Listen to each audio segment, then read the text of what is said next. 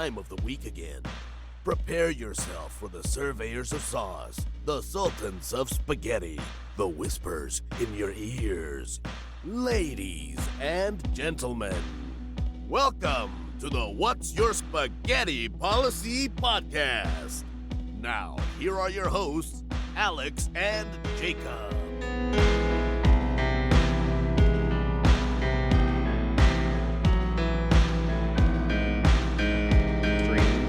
Our last stream that I remember went horribly. Worked like 2 weeks on it, and then it was like terrible. It was awful. Everything broke. Oh no! And I was like, you know what? Everything broke. It's not and worth we the were just stress. like, you know what? We're done, and we've Yeah. never streamed since. And that was over a year ago, right? Unless It it's was been like accidental streaming, which I just did recently, where I pressed the wrong button in OBS, and I was just streaming for 5 minutes, and I was.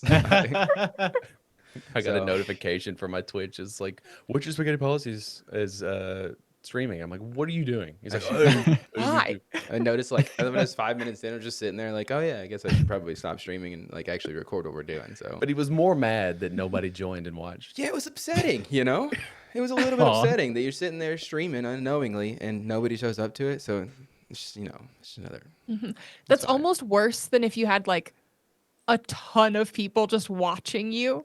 It's almost worse to have none. It's sadder, I think, to have no one show up to like just. But I think there is always, because like you always hear those horror stories. And like they were more prevalent back in the day, but like these people, the streamers or whatever, where they go live unintentionally, like, and they're like looking up bad stuff and stuff you shouldn't be looking up while you're streaming, at least. Or like I remember that one. Remember pandemic era stuff, guys? Remember that? That was yeah, I can try and remember time. that. Yeah. Yeah, what a Not wild familiar. time. Can you recap it for me? Don't worry, we'll get back to it. Don't worry, we're getting there. But there was that one guy who was in like a meeting with his coworkers or whatever, and thought he was in Zoom, didn't know his like webcam was on. He's like, you know what he was doing, but it was Yeah, of course. We know we know Ignoring his coworkers, that's what he was doing. Yeah, he was doing what everybody else does in Zoom meetings, where like you're naked having a sandwich, just hanging out. So Are you projecting? I mean, you telling me you guys don't hang out naked in a Zoom meeting with your coworkers? I don't, honestly, because I'm always afraid the camera's going to come on, or somebody has the button that turns the cameras on. I'm like, I don't want to be caught, dead in my birthday suit. So this is why we have our camera at this particular angle, so you can see our lower half a little bit, so we're up to no funny business. Yeah. That's nice. That's smart. Yeah, That's strategic. you guys could be doing anything, and that's fine. I'm not going to judge, but. There's a few episodes back in the day, where we used to talk about how we were just like, I was just fully nude recording beside him, but that's back when we recorded in person. You were not. No, you were not. I know, but I always like to make jokes that I was. I wouldn't allow it. That's fair. Yeah, get dirty, couch get all dirty. Can have that. So Now, before I get to this big question, I guess that I should introduce you both, Matt and Audra from the Gateleapers podcast. Yes, that is us. Hello. We are here. Thank you so much for having us on your podcast. Yeah. Yes. Well, I guess I'm returning the favor in a way Yes. because I was on yours. Also, thank you for backing my comic book.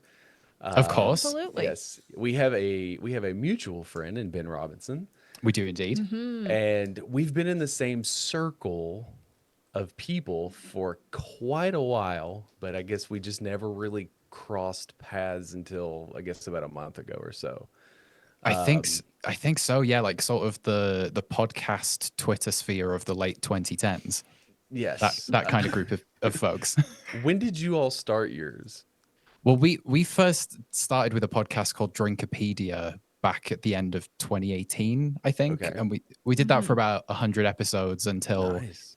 it was like drunk history, but for anything that was on Wikipedia Okay. was what it was. I think it's fine. still up. I think it's I still up think on the it internet. still exists somewhere in the internet.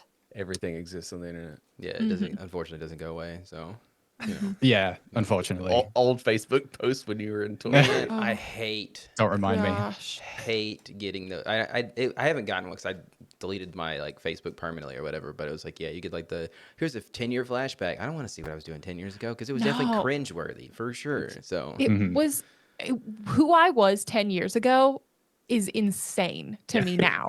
absolutely, same here. Yes. Gosh. Who I was 10 days ago. It's Yeah. If that's all is pretty going well, yeah. Uh-huh. Yeah.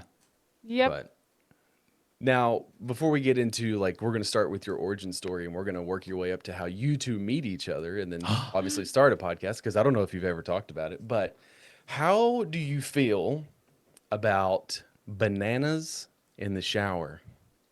Like eating a banana. Yeah. I should clarify. Sure. How do you feel about consuming a banana while taking a shower? I don't like bananas. Same. That's fair. That's a So valid point. that's rough right off the bat. I don't think eating any food in the shower is enjoyable to me. A can of a beverage. Okay. Like a shower beer. acceptable. Like that's a very Yes. really popular Yes, one yes. is a shower beer. Yeah, for sure. Yeah. Yeah, the shower banana isn't so much of a thing. It's coming. It's coming around, dude. I'm telling you. This all started because when we first started doing this podcast, Jake was a little awkward and was trying to let himself out there and express the things that he does that makes him an enigma. And one of the things that he was trying to pass off as like normal is that he used to eat. Still he used to objectively eat- normal. So No, it's not. He used to eat cereal in the shower. I mean, Cereal. Oh, yeah. Yes. I'm not It going to was- yuck anyone's yum. Okay. But I will. That's the nicest anybody's ever been about it. So And before you comment, just know that he was vilified for it, as understandably he should have been. But then he got so puffy chested about it, how like everyone was like, "Okay, that's weird. It's fine." And like then it became like synonymous, and like people like it became this weird topic of conversation where people around town who have no idea who he is, it would somehow be brought up that, oh, you should tell him about how Jakub eats cereal in the shower. And I'm just like, why do I have to do it? I don't do it. I mean, this way, Well, that's my just fault. give them a link to the episode. honestly, I wouldn't do it. But to the haters, I would just say, where's your sense of whimsy? Yeah. Thank you. Come on. Where's your sense of being a silly little goose? You know, that is exactly what I strive to do, is just be a silly little goose, honestly, like in everything I'm doing. So I don't know. It's something about it, you know, I'm on He's the like, hill. he of tried it. to It's- equate it to like, oh, like it's cold and like, but like it's the form. Like, how do you like, okay, like back to the everybody, shower, logistics you know, of it. just- Everybody Well- gets caught up in the logistics, you know? Okay. Yeah. Yeah, I've got some questions now, Jacob. I'm so Okay. sorry Absolutely. to add to No, this. you're fine. Go ahead. I thought at first it was for efficiency reasons, and a part of me respected it. I was like, oh, getting ready fast. But I'm getting the sense from Alex that you actually enjoy this. This is almost a pleasure for you. It is one of those things where it can be for efficiency's sake. You know, it depends on the day. Most of the times it's like, you know, you just got done mowing outside. It's 90 degrees. You know, this is back in like 2018 where that's not like a normal thing. You know, it's like, you know, hot outside. You come inside, you cool off, you know, get in the shower, right? Shower's all warm and stuff. And you cool down with just a nice bowl of cereal. You know, it could be like Fruity Pebbles. It could be like Fruit Loops or whatever. You could do it in the morning if you want to. Like, maybe you're in a rush, you know, you can grab a bowl of cereal, whatever, have it in the shower. But there's something about it. Something about the experience of like, you know, cold milk, you know, crunching into the cereal. You got the shower like hitting you in the back. Is it a cold shower as well? No. You got to have a Warm warm shower? shower. Yeah, you have to have a hot shower because So your way of getting cool after a hot summer's day is to take a nice hot shower and have some cereal that inevitably, due to the condensation in the room, has become lukewarm. it can't. It's you got to eat it fast. I think you can't let it sit. You know, you can't. Well, if let- you're eating 'cause Fruity Pebbles, you have like a shelf life of about a minute and 50. That's why you got to just slurp it down. You know. I used to do Sure. the thing as well as a kid where I would put the cereal in a cup. That was for efficiency's sake, you know, like maybe milk? with milk, like of course. It's like you just having it's almost like a milkshake, but it's like the opposite, where it's like just actual hard food that you drink. So Yeah, with like chunky croutons Oh, yeah. in it. Yeah. it's delicious. Chunky croutons is that feels weird in my mouth, the phrase chunky croutons. Yeah. But That's- I've seen people do the cereal in like a Like a cup. shake. Yeah. Yeah, like the blender bottles. All right, Obviously yeah. without the like mixing whisk. But like they can like flip it closed. Yeah. That I'm down with. It's still a Alright. little weird to me. I mean, I eat granola out of a cup with no, just like raw. Yeah, like a Yeah, yeah. monster, right? Just a handful of just granola. over like here. gobs. Not even bar form, you know, just like in a bag. Just, right? just raw. loose. I Yeah. go outside and just pull the grains and just like eat them like a rabbit. That'd be fun, man. You give me a granola tree. Yeah. I Oh. mean, I'm like Bugs Bunny with a carrot too. I'll just Just straight like a cartoon rabbit. Yeah. I used to like stab it with a knife and then use the knife as the handle. That was like silly, like COVID stuff right there. Like, I don't know. I'm trying to find ways to entertain myself. And not go insane from being at home. Yeah. So. Yeah. I'll see if I can try and remember that time. Yeah. Yeah. No trauma there whatsoever for sure. Yeah, none at all. Yeah. Now, Matt, you have this lovely little accent. You noticed. Just a tad. You would be the third person from that side of the pond to be on this podcast, but the first that lives here. So okay. Let's take us back. Like, you don't have to talk about the conception part, but let's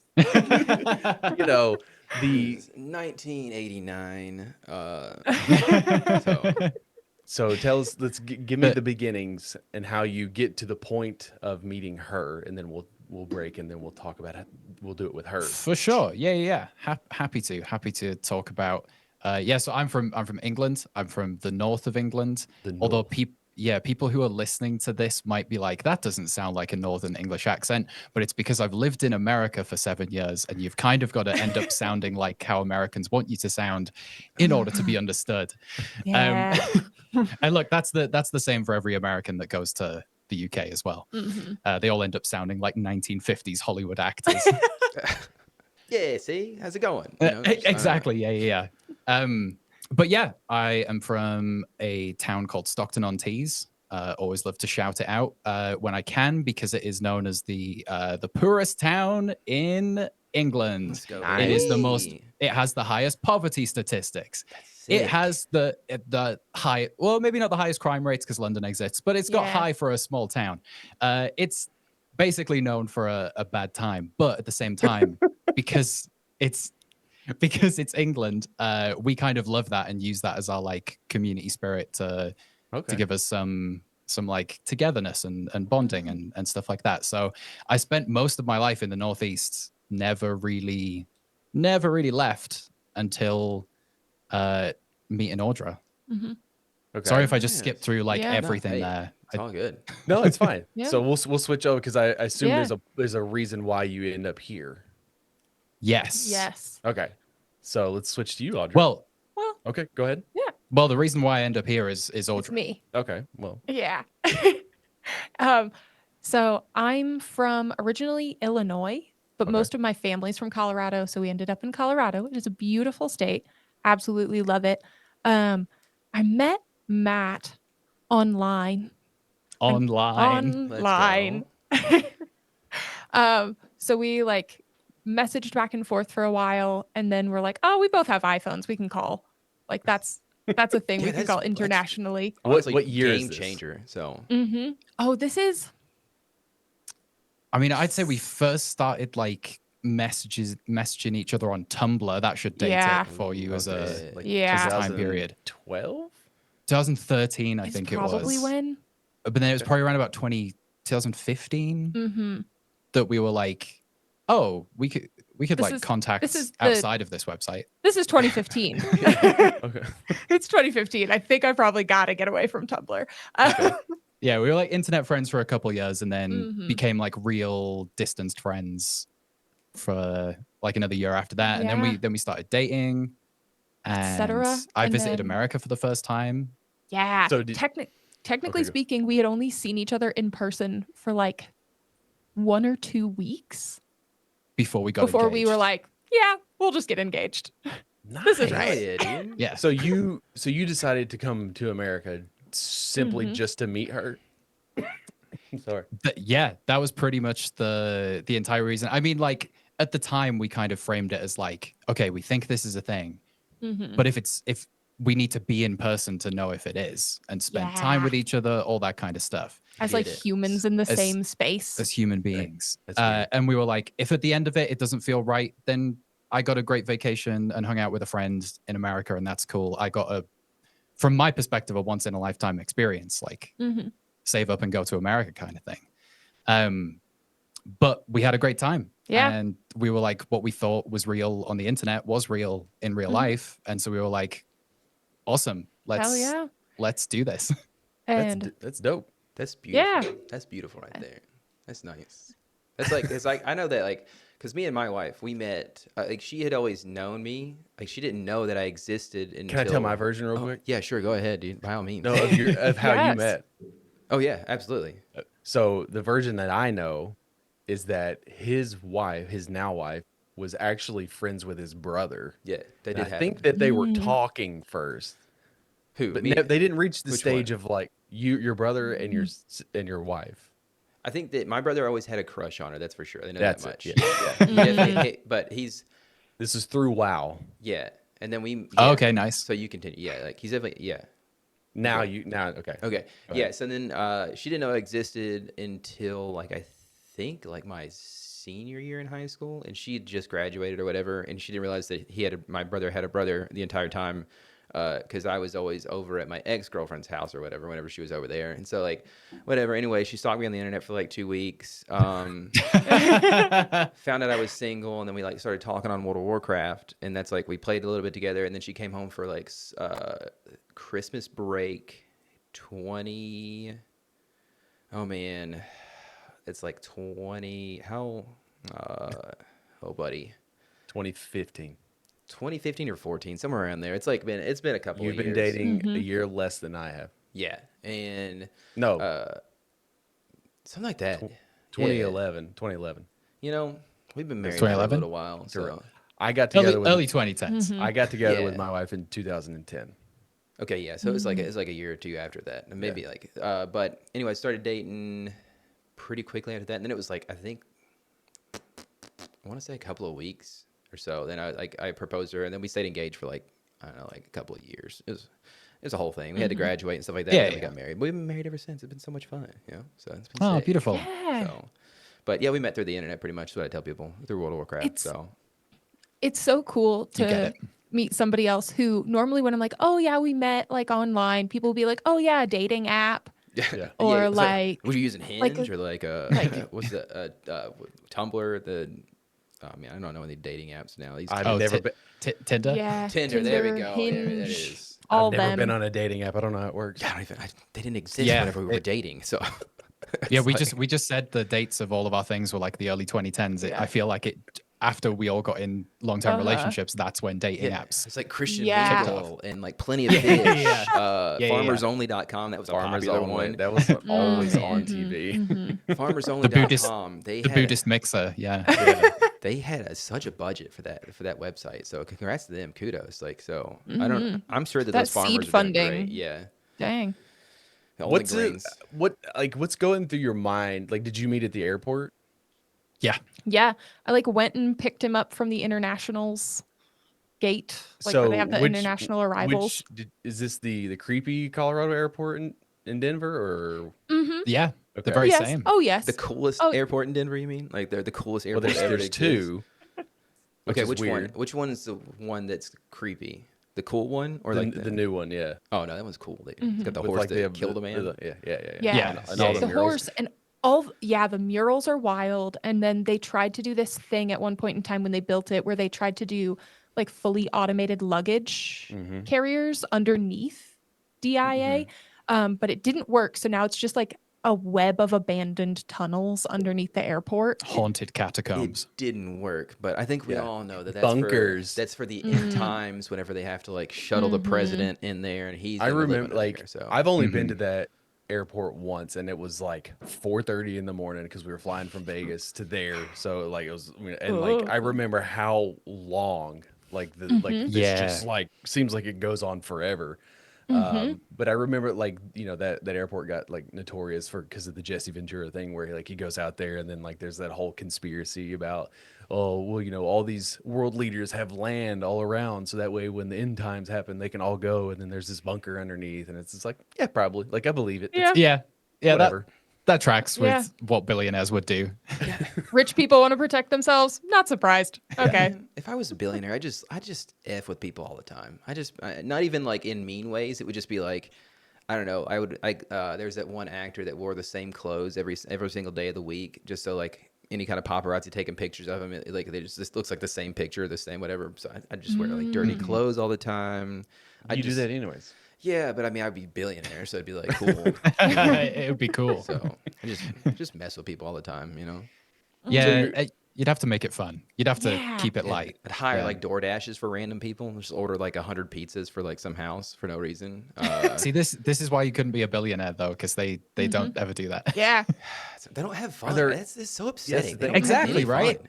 Like, It all it's- comes back to your sense of whimsy. Yes. that's so They just don't upsetting. have it. Some people don't have it. There are no millionaires or billionaires that came from the Syracuse University. No, not at all. SGU. But I think it's like it's a fundamental contradiction to like be a millionaire and be a good person. Like I feel like they do things that are nice, but like I just feel like it's not like you can't like you become a billionaire because Yeah. you're not a nice person. Yeah, you gotta have terrible ethics. Cutthroat. Yeah. Ruthless. Yeah. At least acceptance of terrible things occurring on your behalf. Yeah. Yeah. Which is like at the scale that you're at, you're like, nah, Because Doesn't you did affect it. me. You done I it. feel like any of us gets $1 billion, we're immediately like, okay, so who do I have to pay to like apologize for how we got all this money? Like, you know, like it's like, okay, who do I need to send a big check to because they probably suffered a lot to get this money to me. So Yeah. Yeah. This can't possibly be my money. I owe someone Yeah. massively. I'm not spending any of it because I know at some point the bank's going to take it back and I'm going to be left with a bill. Yeah. That's your anxiety talking. Like, Yeah, oh my gosh, absolutely. like, I can't spend it because someone's gonna want it back. Yeah. But I mean, it's a good way to remain a millionaire if that's the case. If I had like a lot of money though, like I wouldn't tell anybody. You'd know, but like I would Yes. like I would still like just function as if it didn't exist. I would continue my life as is, and then like just Yeah. like slowly trickle in of like, you know, because like I'm not gonna dress any differently. I don't need, because I was talking to him today. Like I'm 35. Like I don't need a house. I'll pay my house off, but like I don't need a car. Like I don't need all that shit that I would have like wanted when I was 25. So it's like what do you do with like $1 million? Like I feel like $1 million would be enough. Like I could. Yeah. The amount I could do with $1 million. Right. For us normal people, who've all, which is like 99% of people in this country. Yes. Yeah. Literally. We've all thought about that where we've gone, oh, imagine if I had $1 million, and then you think about it and you go, yeah, house, and then this, and then like retirement, and then that much per year, and you're like, yeah, I reckon with good investments, $1 million would be all I would ever need, Yeah. and it's like mostly true. Yeah. And those other people have 1 million times that amount and aren't even having any fun. What are they doing? I just Yeah. don't Oh my get it. gosh. I don't If get you're how a you're so billionaire rich, and yeah. you're not happy, maybe there's something wrong with your humanity. I feel like the more money you make, the more wolves that come out, and like especially because like depending on how your family dynamics are too. Because like with me, it's just like he's like, well, I would pay off my siblings like student debt. And I'm just like I don't have any siblings, so like I can't speak to that. But like I ain't fucking helping nobody. That to And me it's just not feels to like be a an dick, easy it's just one. like, Yeah. you 'Cause know. it's like it's only like it's not going to be anything over $100,000. So it's like at least with my family, probably some others out there, but like it's I feel like it's an easy win. You know, you go, hey guys. But like the moment here's a you Christmas tell, gift like for the you're next gonna 10 have like years. this like uncle who like never spoke to you, could be like, oh man, I could really use that $5,000, man. While I'm done, you know. And you're just like, go away. I'd be get like, away look from under me." your chair. I'd really Oprah the shit out of it for sure.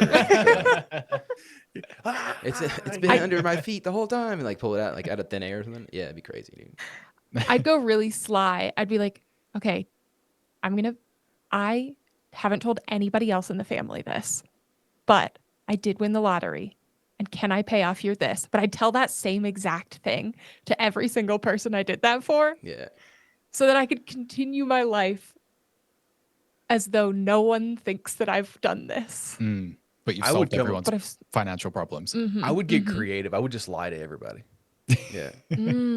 Like I found, you know, I found a map, and I followed the map and found a treasure chest, and it's like, ugh, it's like I slept at a McDonald's and I got a huge. But then it's payout. like, yeah, huh? But like you go buy like real gold coins, and so you just like carry around this like for the bit, like you carry around the Like a pirate chest. Yeah. I was just talking Yeah, to it's my like- friend Nick about it. I was like, what we don't have enough of in these days? Pirate chests, like treasure chests. Like Yeah, we need. you're absolutely I right. we found them all. We need to flip the market, and we need to start bringing back treasure chests, and that's how I'm going to keep my money. And it's not going to be a whole lot of money because I spent a bunch of money on Well- the treasure chests. But Yeah. I don't know if you know this, but 3/4 of the earth is covered in water. yeah, there's got to be so many treasure chests. There's a lot. And They've the got to ocean be out is- there. So Oh, much yeah. space to hide those treasure chests. So much of like the programs we watched growing up were like featured treasure chests, like pirates treasure chests and stuff, like TV shows, films, quicksand. everything. And quicksand. I felt like I they were thought going there'd to be be more pirates treasure chests in quicksand for us to find. That's how they're all lost. Absolutely. They're all stuck in treasure in quicksand. So I'm just looking for treasure chests real quick. I'm just seeing how much like it would cost. While he's me. looking up treasure chests, take me back, because like this, I'm like fascinated with like meeting somebody, right? And then like you don't, and like for the first time, like you go to the airport, and like, are you? I don't know if you're like an anxious person, but there's got to be some like nerves. Oh yeah. Oh yeah. Both of us. Absolutely. The sweats. Yeah. Oh yeah, and especially like I don't have a distinct memory of it, but if I was on a flight for all that time, I probably would have stank also. Yeah, I must have been so sweaty, because those long haul flights are just like a pressure vacuum, and for like 10 hours. And then so, American customs, like you come in and they're like, "Why are you here?" oh yeah, the first time was so scary, but I'd sort of like prepared myself for it, and it's been fine every other time after that. Like I once just they went were through chill with me. I'm here to meet a girl. Yeah. Yeah. Like I just went through normal security and I was nervous, right? Yeah. And it was the first time I met security, it was just fine. You know, I was nervous for no reason. The second time I got pulled aside and I thought I was going to prison. Yeah. Because apparently I had a piece of metal in my wallet and it was like one of those like survival cards or whatever where it had like a serrated blade on it and something like that. And they were like, "Hey, what is this?" And I'm like, "Buddy, you can throw that away. I have no idea. I didn't even know I had that." But I got through security with it to begin with. So Jakub is not a well-traveled person and is somewhat of a recluse. So it was in October of this year, he took his first flight, essentially. Nice. So Congrats. It was a whole yeah, it was pretty sick. it was a whole experience for him. Where'd you fly from and to? Knoxville to Tampa. We went on a trip for like 3 days.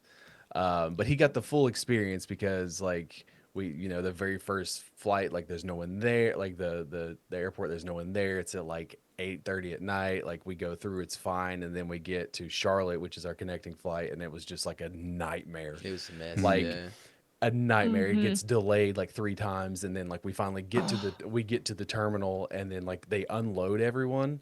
And then I shit you not, we all like get right on the plane.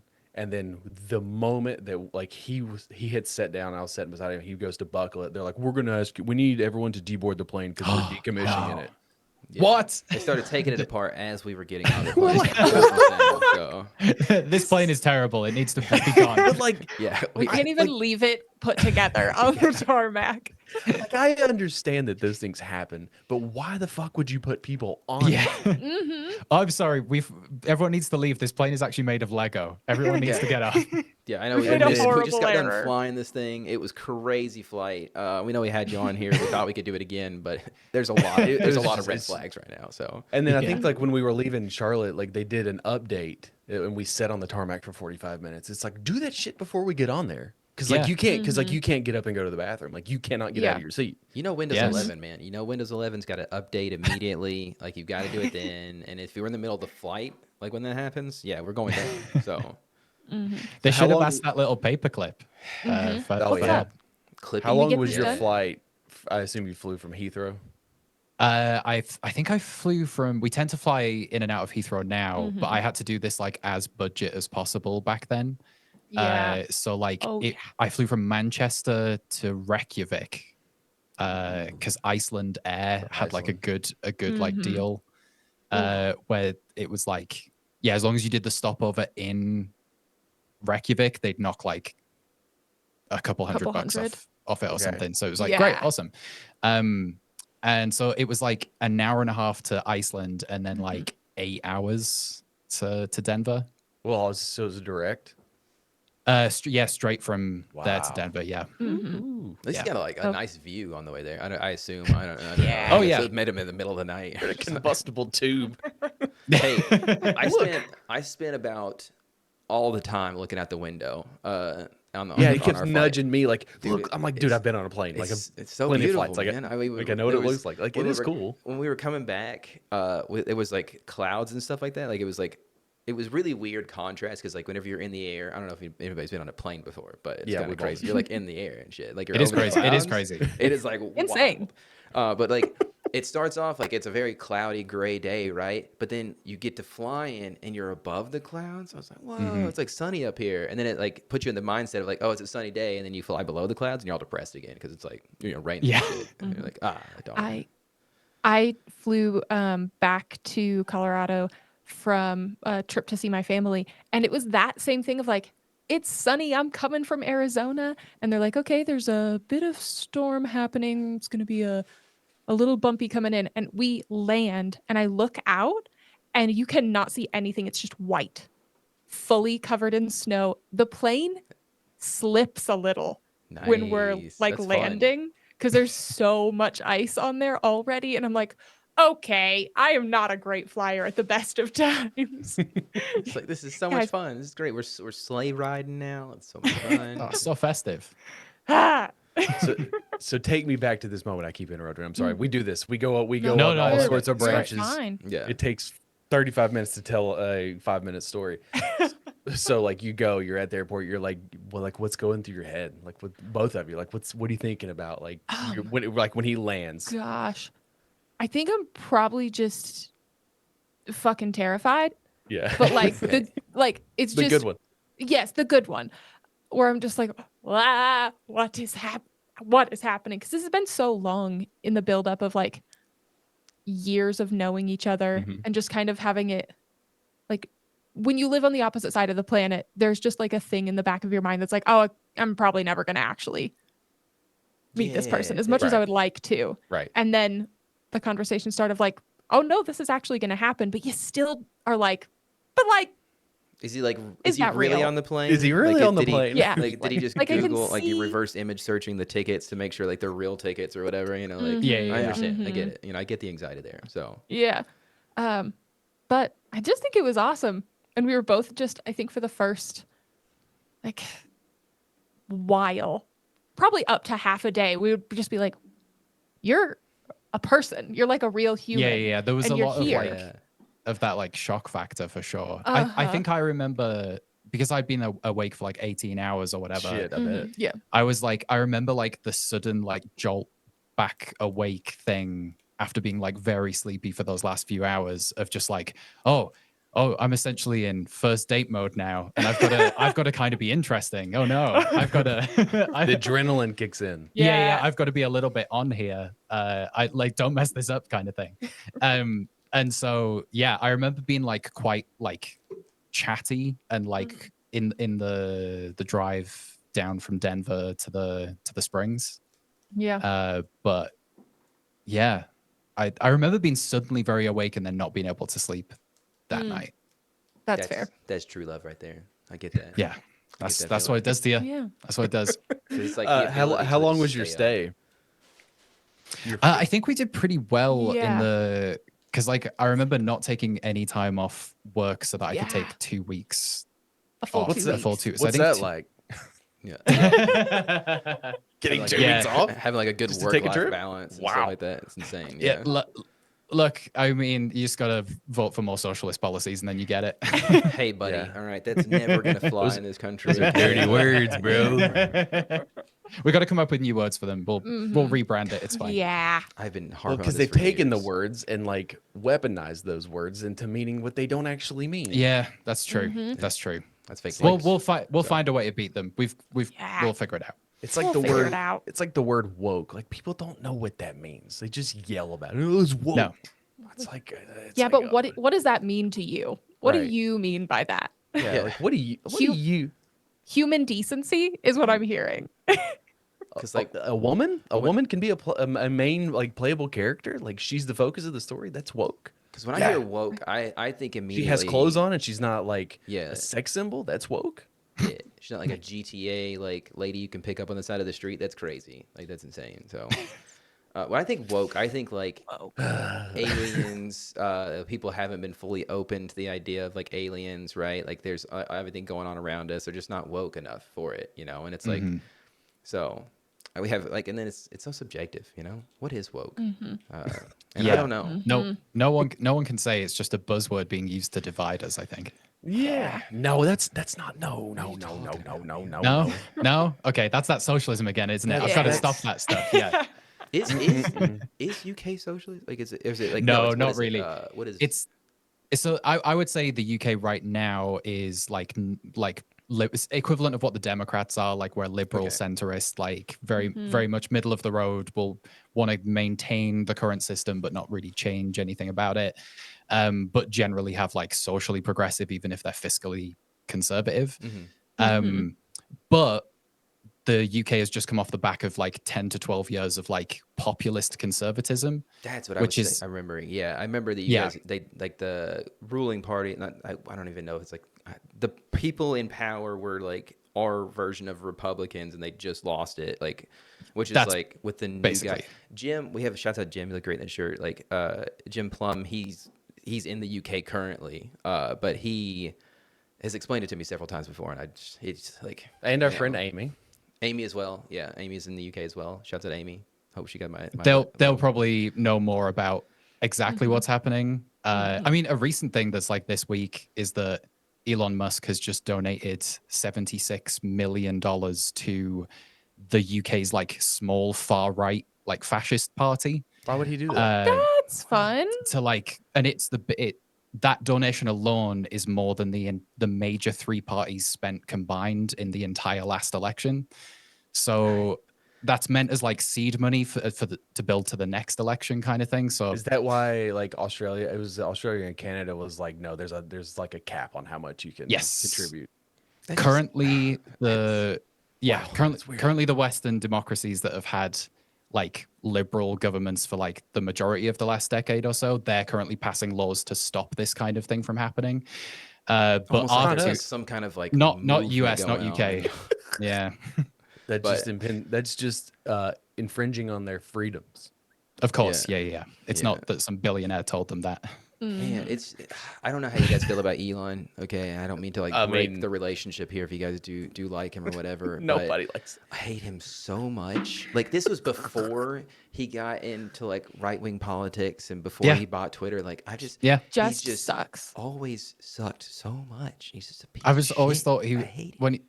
we're about 10 years into Elon being part of popular culture now, and it's just like he's always been so dull and like sort of. I know Just it a gets loser, said all the man. time, but just like I want a word to hurt his feelings. That's what I want. I want a word that he hears. All of them, they all hurt his feelings. No, that's the thing. It's like I think that do. I think that the lamer the word is to make him feel more lame, like hurts him more because he's got such an ego on him that like He has a very fragile ego. shouts out Elon, you're a fucking loser. So there you go. I hope he hears that at some point.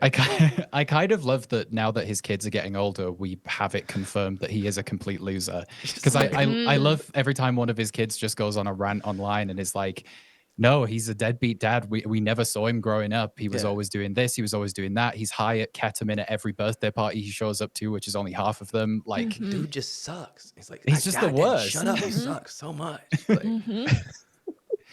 Now, you guys dabble in improv, right? we do, yeah. Yes. So, what's that like? I mean, it was scary at first. Oh, yeah. It was a new thing for this year. Like an improv theater opened just around the corner from us, and we were like, well, we've got no excuse now. It's like there's no time to be anxious about it and chicken out. Let's just do it. Right there. Literally 4-minute walk.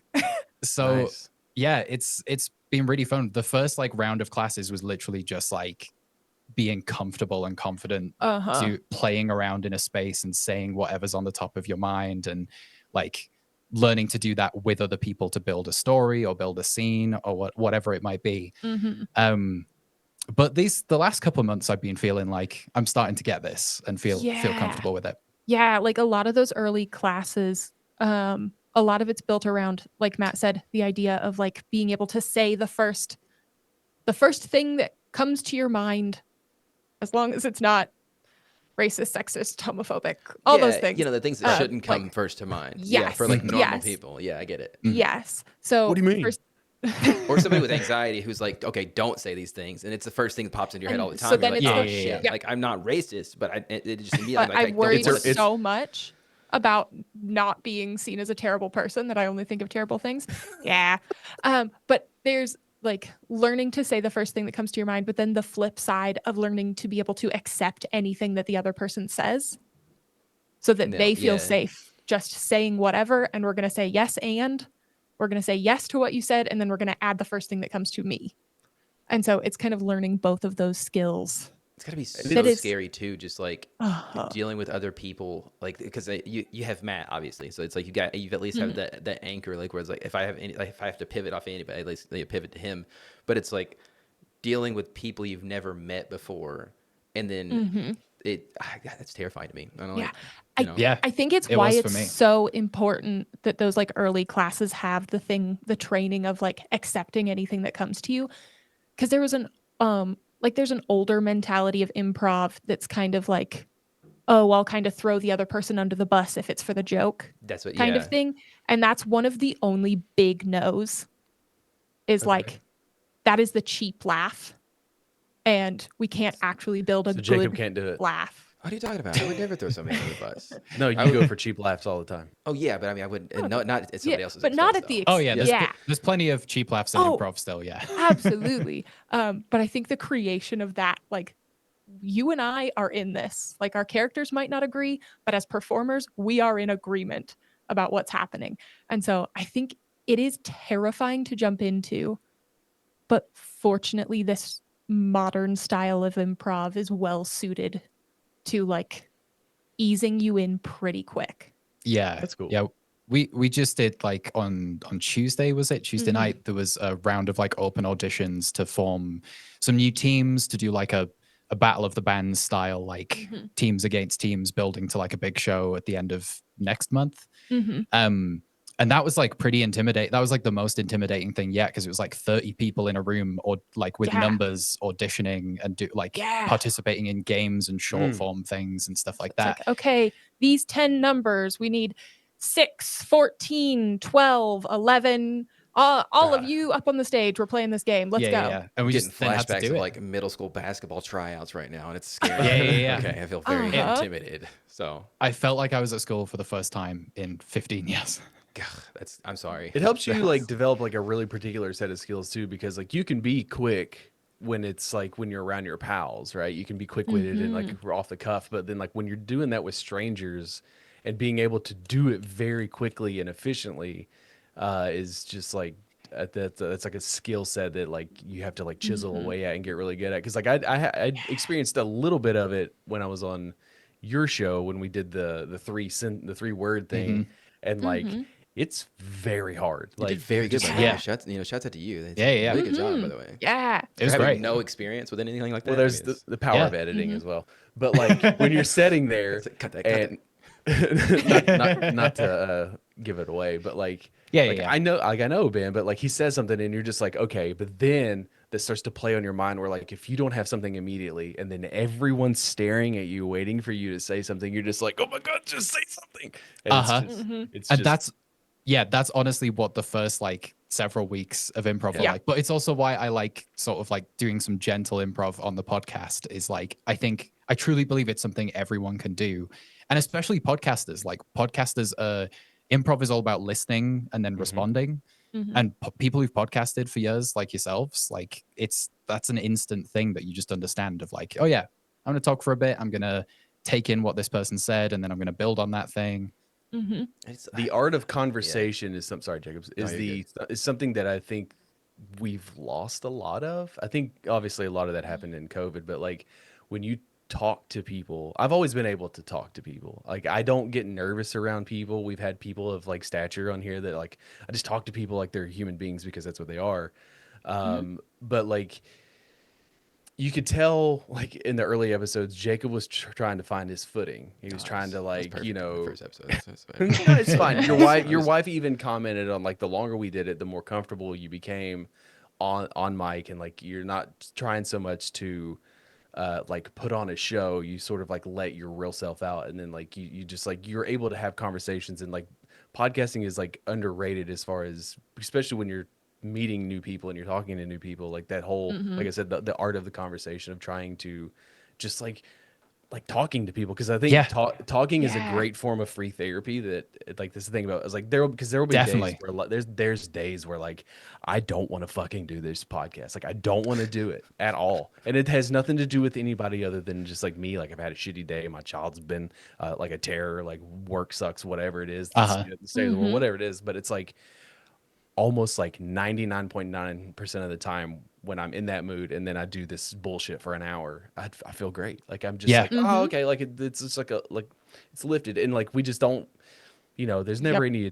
agenda or anything we're doing. It's just like, we just shoot the shit, talk about dumb shit. And it's just like, man, it's It's great. definitely Like, got news heavy here recently because, Well- when you have almost 300 episodes, it does, like you got to pivot sometimes.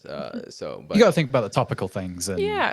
gotta stay have current, conversation starters be and hip stuff. with Yeah. kids. So There'll be days where like we have a ton of stuff on an outline and then like it feels very like bullet point. Okay, let's talk about this. And then you're just like, man, I don't really feel like who the fuck am I? Like, I don't like my opinion on this specific, like this particular subject does not matter. But then like you'll like something will like click and then like you're like, oh my gosh, I'm gonna go on this diatribe for like 20 minutes and like next thing you know the episode's an hour long. You're like where'd the time go? I'm so sorry to everybody because there are so many diatribes. Like if there's anybody new listening, this is just all diatribes. But hey, Diatribes are great though. Yeah. We love them. What made you decide to do game shows, like a game show heavy podcast? So I'm a big fan of like game shows and comedy panel shows that like are a big thing in the UK. They were invented in the US, but then they kind of died out in like the 60s. But just the idea of like getting a group of like witty, funny, interesting, clever people together to sort of play games on a specific theme or subject or thing, I always found that really entertaining. I think like things like Hot Ones are now kind of like proving that of like if you have like a format, it reveals a bit more about the person than maybe just a regular interview does. So I guess it's in like the same vein and philosophy as that, but more just I'm a fan of this kind of thing, so I can see myself always wanting to make it. So like I also have those days where I'm like, I do not want to do this. Like I've planned it, I've written it, the people are all there. Yeah. I guess I've got to do it because I don't want to let people down. And then I always within 10 minutes, I'm like, great, I'm in it. This is great. This works. So I wanted to do something that kind of I knew I could always do. And also Audra is so funny and it's a great Thank you. It's a great like platform. Tell me more. It's a great platform for just like Audra and then everyone else on the panel to just be like crack jokes about a thing they love or be silly about a thing they love. Yeah. So I'm great. Sorry. Go ahead. No. Go ahead. It's just been really fun because it's the type of thing where I'm only recently accepting myself as vaguely funny. It's like Jakub. But yeah, welcome. It's it's great. It's fun. I'm like I feel so vain to be like, I kind of think I might be a little conversationally funny. I get it absolutely. It's always because in my head, there's always this idea that like if I start to think I'm funny, I'm gonna immediately become unfunny, and it's Sure, like there is that risk because then you start trying too hard, etc. And it's like I always want to like maintain the fact that like I just say stupid stuff. And a lot of the times, I would say about 98% of the times, I have a goldfish brain about it, where just like I say it, and then I'll stop recording, and I have no recollection of ever saying it, and I don't ever go back and listen to the podcast. I don't watch it because I don't want to remember that I said. Which is funny because I have this really dumb like eidetic memory of like I could tell you what I had for dinner like 10 years ago, like on December 16th. Like it's weird. It didn't help me in school like at all. Like at all. Gosh, that's so. I have like memory issues, and I was in because I'm taking stand-up classes, and I was in my like stand-up 101 class, and someone was like, "What's it called when there's like a word and there's like every letter stands for something?" And I'm like, "Oh, it's an acronym, but only if it can be said as a word, like NASA. But if it can't be said as a word, then it's an acrostic." And they're like, "Gosh, how do you know that?" And I was like, "I don't know." I But didn't now know you that know was a why it's so thing. frustrating that I can't remember any joke I fucking write. Right.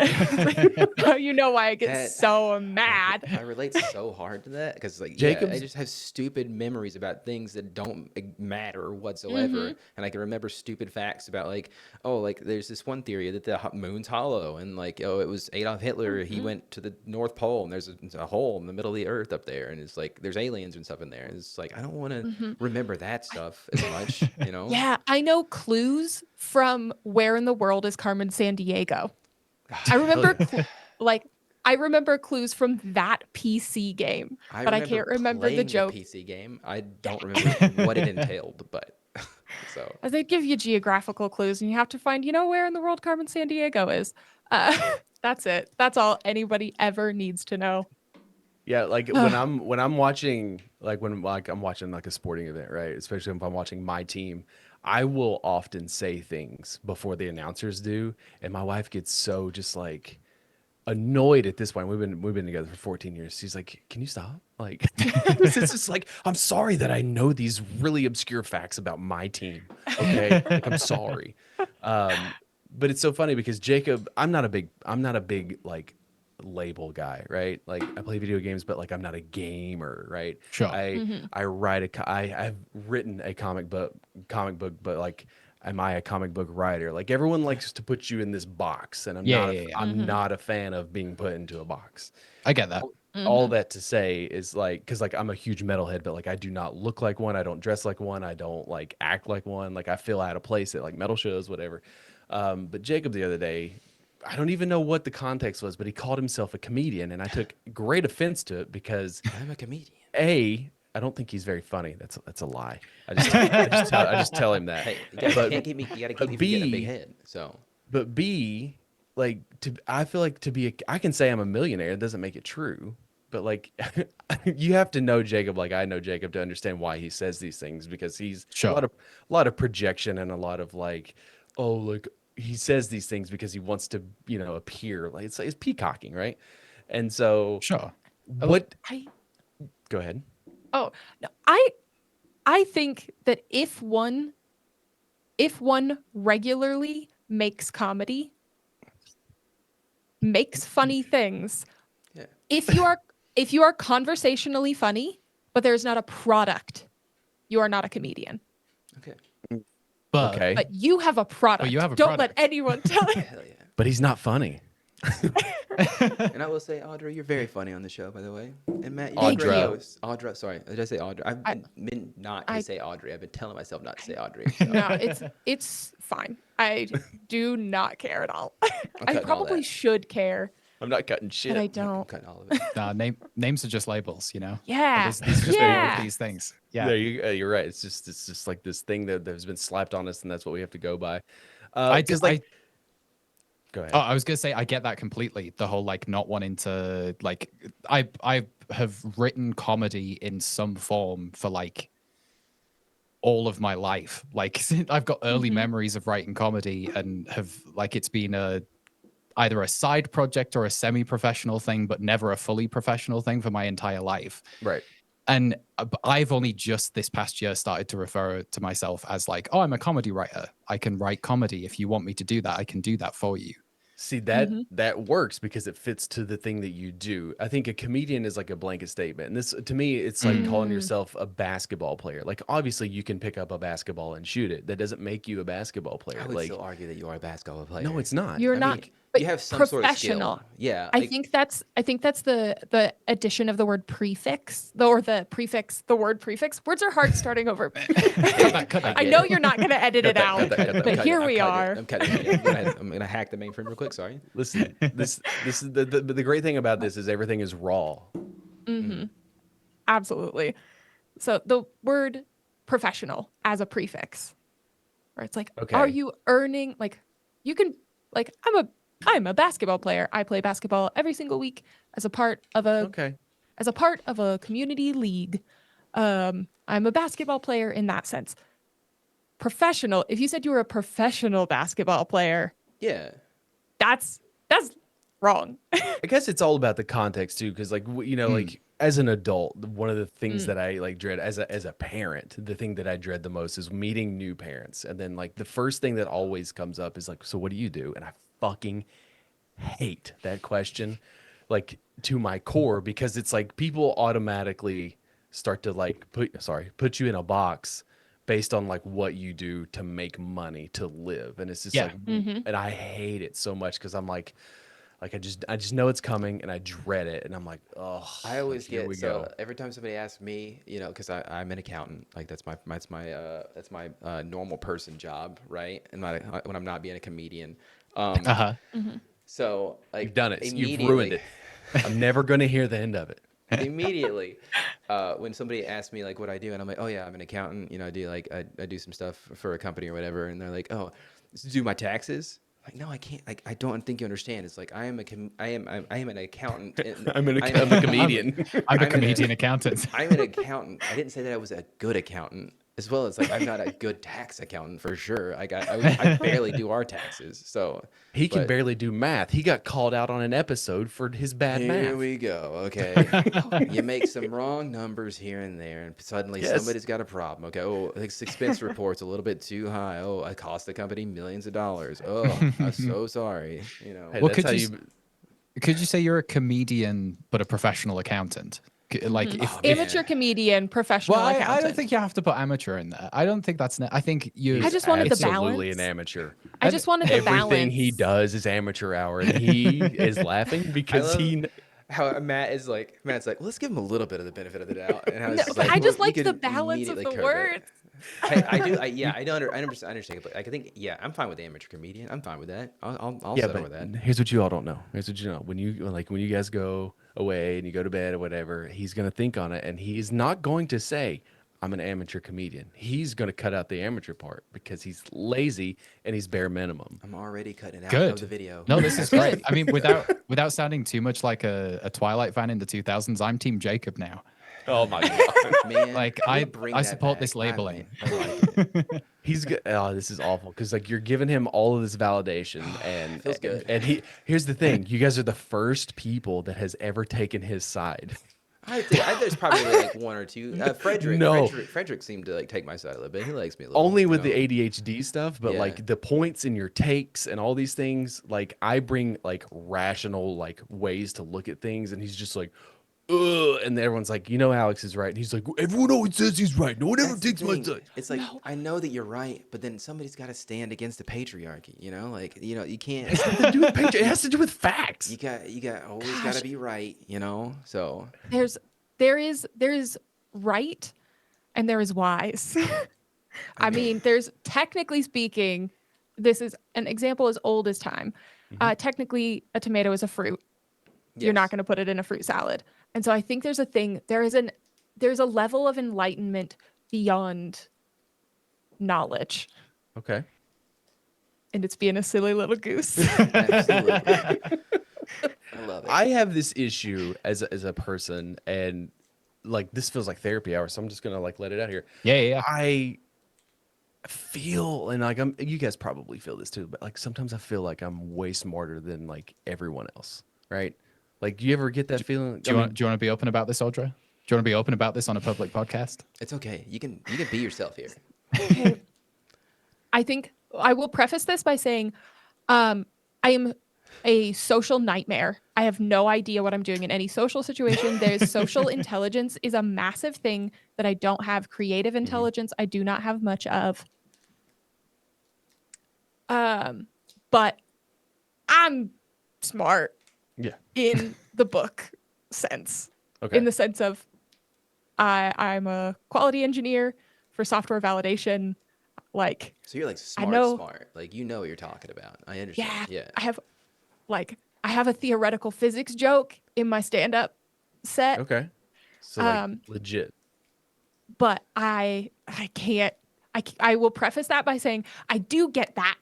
Yeah, I was gonna say that That's where I'm. Oh that yeah, exact, I was want you coming to back around. validate I that got exact you. expression. I was Yeah. I was coming back around on it, where there are a lot of things for humility's sake. There's a lot of different types of intelligence that I do not have. Okay. But there are some types of intelligence where I'm like, okay, I can see in your eyes that we're speaking, and this did not make sense to you. There are many situations. Yes. I am trying to. I've always been somewhat like, again, like not to go like you got to kind of know me and like my life and the people I was surrounded by and these sort of things. Like I'm a smart person. Like I know I'm a smart person, but like sometimes that intelligence comes off as arrogance, Yes. and I do Sorry, not, same. and I like actively try not to be that way. Like I will correct Jacob. Jacob's my dear friend, so I actively want him to like be smarter and seem more and like not necessarily more just like be like a, like a normal functioning Yeah, human be being. normal, Like Jacob. Be normal. Hey, not to that extent. Like I like tough. like he says something that is factually incorrect and I correct it and he will just be like, well, you know, and like I Again, get. that goes back to me just being a contrarian. Yes. I don't know what it was the other day, but I literally proved him with facts of Oh like, no, hey, this is that one I gave you. Yeah. it was the money sign. dollar sign, But yeah. again, it was okay. So like he puts the money sign after the number, which is like the weirdest fucking thing on earth. How because it it's is wrong. said. Okay, It's you wrong, say though. $5, right? $5 foot long. Okay, where would you put the dollar sign? Where'd you put the Right, foot the long? five. I would need. I'd probably put it in my belly because I don't. The whole point of that is I corrected him as a friend and like gave him facts, but then like there's that part of me. It's like I don't want to be like arrogant, and so like I've had to like I'll correct my daughter when she like misspeaks, like when her English is incorrect, but I don't do it like in a nefarious way, but it does come off as like oh you're dumb, you're like saying it wrong, and it's just like I'll just like say the correct way as like the way to like change it. And then like sometimes she'll repeat it the correct way and then like we move on, but then like sometimes she'll like fight me and that's just being a 7-year-old. But like I don't know how I am a bit rough around the edges. I can be standoffish. I am very opinionated. All of these things can rub people the wrong way. Like I'm not a very approachable person in public. I have that resting like pissed off face. But like Yeah, same. but like the secret is out. Like I'm genuinely like a fun person to be around. I don't let many people know that, but like it's been said from people that we've met on the podcast and stuff. I was gonna But- say you got all the podcast archive to prove Yeah, it. yeah. yeah, I do. But but like I've met people that like through this podcast that I've went to go visit. Again, you're talking about like online friends and like stuff, but like I have this like not a gruff exterior, but like because I call it as it is, I'm negative, but it's not Sure. being negative. It's just like it's a bit of cynicism, I guess. But like all this wraps around is to like you two seem like very like positive, happy people. So like what is the secret? And I feel like cynicism is a part of it for me because like I'm a pretty like happy person. Like I get easily agitated and aggravated with like seemingly dumb shit of like, yeah, we should have free healthcare. Like that's like why is this a debate? You know, like that sort of thing. Like I get Yeah, really yeah. irritated because it's like it's 2024. Like why are we talking about this? Basic human rights sort of things. Like, but like Well, that one in particular, and I will answer your question because it's incredibly interesting. Yeah. To think about. That one in particular, I think stay mad about that. Yeah. I think it's crazy that the people who aren't mad about that. I think it should be something that is constantly like basic human rights being met is something that should be like a Should be sane, rational infuriating. thing. And yeah, Yeah. so just continue to let that irritate you because it's supposed to irritate you, and anyone who says that it shouldn't irritate you is working for the man. I just don't. I don't mean to like do a small diatribe, but like recently, I listen to NPR every morning, and they're talking about the recent shooting with the CEO or whatever. Sorry, I don't know if we're gonna get flagged or whatever, but anyways, the guy dies or whatever, and then every NPR reporter as well as like anybody they talk to is like astonishingly shocked at the fact that there's this outpouring of negativity going towards the healthcare system currently. And I'm just like, Yeah. the fuck are you talking about? Like everybody hates the healthcare system. It has not helped hardly anybody. Yeah. And so like, Yeah. there's going to be a lot of vitriol. Like it's just like, but this idea that like they're super shocked. I can't believe anybody would talk about this. Like there was a lady they talked to at the hearing or whatever the other day, and she was like, anybody speaking ill of like the deceased or whatever, and like all this other shit. I was like, shut the fuck up. Like I just wanted to shake her and be like, shut up. You don't know what you're talking about, you idiot. Like these people suck. These people suck so bad because they it's a whole thing. We talked about it last week. Anyways, sorry, you were saying. No, I'll just throw in the thing of like I have some pretty right-wing family, And like it came up at one point in time and they're like, United sucks. Makes sense. I get it. And that was all their It's opinion. like finally we have an agreeing point. Like That was Yeah. their we meet their in the whole middle here, opinion. you know. And what an agreement point as well. What a Yeah. what a great thing for people across the divided political spectrum as citizens of a country to go. We've been saying it. Yeah. Down with millionaires. We've been saying it for years. Yeah, the rich. and it's something we can Yeah. all agree on as well. Like it's only the biggest bootlickers who would disagree. Oh, The ones Yeah. who There's- think that they're next in line for that $1 million, right? my It's- God. Yeah. like it's Like I don't want I to go down can't- that and why there's an entire generation that thinks that they're going to be millionaires. So like we'll go to like how do you stay positive in 2024? Oh yeah. I'd say a great emotional cost. Yeah, I mean, like to loop it back as well, the us seeming positive and stuff. It is work. It is like an active choice. It's like we're naturally, like I would say, I'm naturally a more anxious person. You have more natural lows and Yeah. depressive periods. So Oh yeah. us both that are like not optimal is not great, but we also take like active steps to make sure that's a thing. Like it sounds lame and I know people hate hearing this, but like exercising a bit and eating well is genuinely good, does wonders for your mental health. Not like crazy amounts, neither of us do crazy amounts, No. but just like the basic I've been on recommendations. that this whole year. Like, yeah, it's like absolutely helped me just like being consistent. What are you up to now? On what? What are you talking about? As far as- How many pounds have you lost? Oh, it's like it's not. I'm just, Say it. it's like, Say it. It's like 65 pounds. It's whatever, dude. It's, Hell yeah. Congrats, holy shit, I that's don't- I awesome. don't like talking about it 'cause it's like I feel like it just I don't it's whatever. But I don't. It's I great. don't. I'm never gonna turn into one of those dude bros that you see on the internet where it's like I lost all Yeah, this yeah. weight. Like here's my secret. Because to me it was one of those things where like there is no secret. Not to do another diatribe here, but like The there's secret for you secret for me was one like, key thing. getting help from the doctor, like and going and talking to somebody and like getting medication for my ADHD. There you go.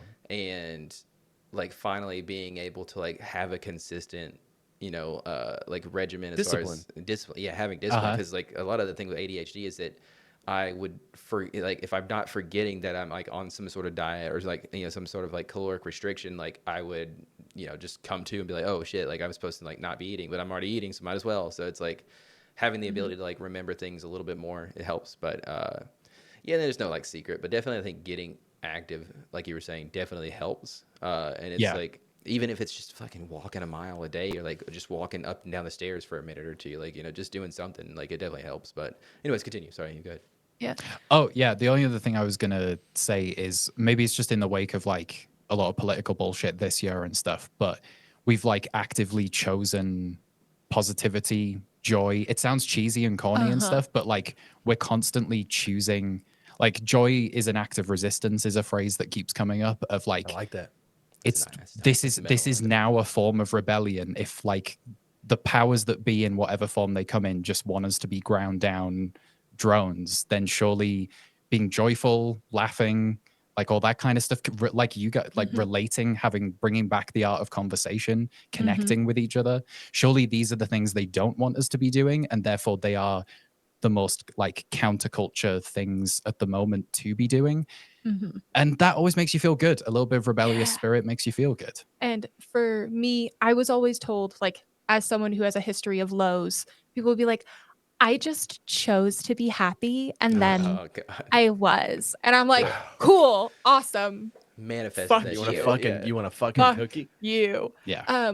But the only way that works for me is something bad will happen. And I'll just be like, I fucking refuse to be mad about that. Nice. Yeah. I don't think I value this. I'm gonna go do this thing. Like it is more fun. it doesn't just happen. It's not just a switch. You have to think about it and process it and then make a choice and analyze your feelings and everything like that. But then you come out the other side happier. Men don't have feelings. What are you talking about? Oh yeah, sorry. Yeah, sorry. We're not allowed to cry. We're not allowed to have feelings. We can't hug our children. Okay. You can't be sad. You're not allowed to show affection. Gosh, I love reminding men in corporate situations that anger is an emotion. When they get really heated, I'm like, I think that there's just like a really emotional tone to this conversation, like coming from your side, and Because I it's think been maybe it's better. weaponized. Emotional right And now. yeah, so. maybe if we circle back at another time. Because only women have Uh, emotions. Yeah. And so Yeah. anything Yeah. anything that men feel, even the amount of times that anxiety comes out as anger, hmm because it's Yeah. the safest thing that men have been taught that this is the one thing I'm allowed to feel. Yeah. And so I'm nervous about this. But the only way I know how to do that is to be mad. I am surrounded by people who that struggle with like mental health and like openly. And I, for the longest time, like my high school group of friends, they all sort of like went different paths, and they all probably suffer. It's like various levels, diagnosed, undiagnosed, whatever. And then like Jacob and I are in a group chat too, and they all are like they suffer like bouts of depression and like this, that, and the other, ADHD, all these things, and like this is not, again, one of those things that's not arrogant. Like I feel Yeah, how do you like feel with your weird. normal brain? I feel weird because like I don't suffer from any of that stuff. It's like And I'm me just with- like, me with my what's wrong parents. with me? Me with my parents when I was younger, and like everybody's like parents are divorced and shit. You know, you just have a good mind. Like you're just like, But I say all that to say is like I'm more aware of like those issues and like trying to navigate conversations with people that are like on those lows and like like the things you should, again, like don't be dumb and be like, well, you shouldn't be sad. You have everything. You should be happy. Me, me, me. And it's like, yeah. not how the fucking brain works, dude. yeah, Like, you're yeah. allowed to. You're allowed to not be happy with things that you have, even if you're like, okay, I'll give him the benefit of the doubt. Even if you're Elon Musk, like you're allowed to have things that like make you upset or like No, you don't. he's not. Okay, yeah, he's the exception. He's a fucking piece of shit. He can be unhappy. Everyone apart from him. Yeah. I think once there's a billion in there, then the rules fair. of rules I of feel like humanity. You pass $25 million, you don't count anymore. Yeah. Yeah, Okay, yeah. okay. I'd also agree with that. But Can I ask 2 questions? Is that okay? Like No. I got Yeah. 2. Okay, Yes. that's fine. I'll go home. Yes, go ahead. Okay, so I had 2 questions here. If you had to select a country to go up against, setting the scene, you have an intergalactic federation of aliens who come to you and like, hey, we're going to destroy the Earth, all right? But you can save the Earth if you have, you have to select a team or a country to then compete in a game show, like a lot like your all's podcast, right? yeah. And to save the Earth, and it's the theme of the like a lot like your episodes. It's the theme is Earth, right? So Okay. long story short story long. What country are you picking to represent the entire Earth in a game show to save Earth that is then themed about the Earth? Best question ever. That is Yeah. fantastic. Oh, this is incredible. I want to know, what are your instincts, Matt? So the part of me is thinking patriotic and just saying, look, England created the Okay. UK created the first empire, and so therefore we think we know the most, and therefore we think, if we're talking about the subject is Earth and all of Earth, a lot of people in Britain would see themselves as like, yes, we basically created what is modern Earth. Yeah, Even thank though you. we don't anymore. And so I can see that. So my instinct is like patriotism, and to say that. I'm going to go one step removed from that because I think that the UK would put too much of a focus on themselves in that Yeah, way. they would. So To I'm be going to fair, go. they are involved on a lot of stuff historically. Historically, yeah. They get around. They were there for a lot of the atrocities. Good or bad, so they're going to have they a were there. really good understanding. I was going to say Canada. Canada. I was going to say Canada because they're like a step removed. I feel like they have the benefits that the UK has in the sense of like, would know a lot of those things, like an awareness of the world in that way. They have the British influence. Yeah, they have that like British influence, but I think they're not going to be as arrogant about it as the US. It's true. It is what it is. They're not going to be as arrogant about it as the UK or the United States would be. So you said patriotic at first, and I was like, oh no, I hope he's not going like the USA route, because like I would, if I had to pick any country not to compete. He's trying not to get deported. Hey, Yeah. I respect it. I'm sorry, I don't mean to like. I've got like two more years, and then I can get my citizenship, and then I can Then say we're whatever I all want good. after Hell that. yeah. Have you been studying for your test? I've read through the test a couple times to see the kinds of questions they'd ask me, and I know the answers like in a vacuum, but I feel like being asked it like with armed guards outside, I'm gonna panic a little bit. have a hard time. Now, am I allowed to ask about the test? Because I have no idea. Like, I don't know anything about it. Like, I feel like you would fail the citizenship. Dude, I think that everybody in America would fail the citizenship test because I've heard that it's like, I think it's difficult. Like, maybe not you. It's tough. You know, I think it's Alex, tough. I think it's pretty tough. Like, unless you like, if you're someone who has a passion for American history and contemporary politics and society, I'd say that it's a pretty breezy test. So like the politics and society stuff I did pretty good on, but then the American history stuff I have to really cram. So do you? So I would be the opposite probably. Do you feel like We should take it together. Yeah. Do you feel like it's kind of what is the word I'm looking for? It's like hypocritical. I think maybe the word that I'm looking for, where it's like they want you to take this test, right, to get in to become a citizen of America, right? But then they don't actively teach the stuff that they put on the test, like in our school systems, right? So it's like, well, they do now. They're gonna remove that. Okay, got you. Yeah, they're gonna take the bad stuff out, right? Like the kind of the bad. That'll be a real short history book then. Yeah. But I didn't know if like there was this air of like, like these pieces of shit, they're having me take this test. Like give this to a fifth grader in American class. Like go to my hometown and give it to one. I didn't know if like you had that feeling of like. There is that kind of thing of like, what is the purpose of it? Is it to make sure that like I know my stuff and therefore I'm like close enough in line with sort of what an American learns a bit of in school, but then doesn't really think about it beyond that? Yeah. Or is it like a compliance thing of like, you must recognize that this is a democracy and it functions under capitalism? Because those are the kinds of questions is like, what system of government does America have? Like, so I think the whole test is just like making sure you're not a communist is basically the point of it. Who would you say is the best country in the world? That's like the first answer on the list is like America. And they're like, okay, this guy passes. Recite the entire Declaration of Independence. Dude, I can't even do that. That'd be insane. Okay, second question. So when you do, I'm not even gonna say if, but when you do get as big as Hot Ones and you're about to be sold by BuzzFeed, so you get 4 celebrities, right? 2v2 style game, like you're doing your show with 4 like a team of celebrities on both sides, right? Who are you picking for your 4 celebrities? That's another great question. Oh, I try my best. I'm sure it's definitely something that the cast members we work with on Gateleapers have asked us and wanted us to think about a lot, but I just can't think like that. Otherwise we never progress. Yeah. But having said that, off the top of my head, as far as like an icon in America who has been doing this kind of thing for like decades, Paul F. Tompkins, the comedian, is someone who I admire a lot, who has been doing these, like flying the flag for this kind of content for a while. And now that like formatted comedy and improv is kind of seeing a resurgence sort of post-pandemic as people are doing more things in person again, I guess.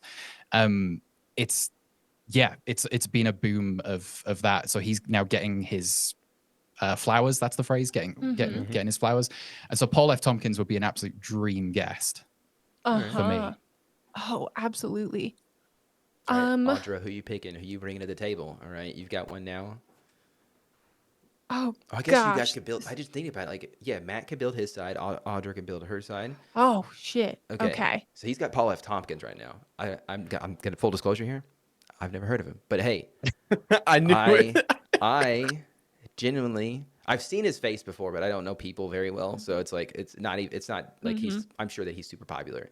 I live under a rock. I think he's pretty niche, but also popular within that niche area, I guess. I'm gonna be real. I don't think either Matt or I are gonna pick popular celebrities. That's even better. That's even better. Honestly, it feels more like there's more authentic. Authentic. There we go. Thank you. Perfect word for it. See, perfect example of what just happened there.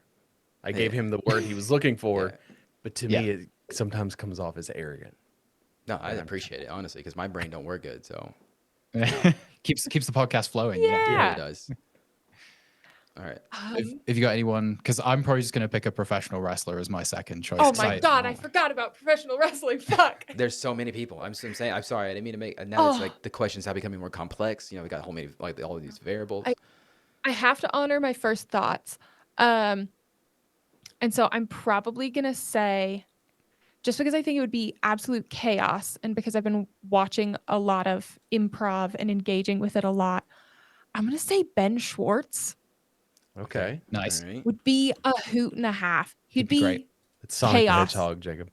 chaos Wait, personified. the voice of Sonic the Hedgehog, I It's assume? John Ralphio Yeah. in Parks and Rec. Yes, Yeah, John yeah, Ralphio. Okay. Again, But it's also the voice of Sonic would be something he actually knows. hey, did a Fair. great job as Sonic, honestly. Like, he Hey, Sonic 3 comes out this weekend.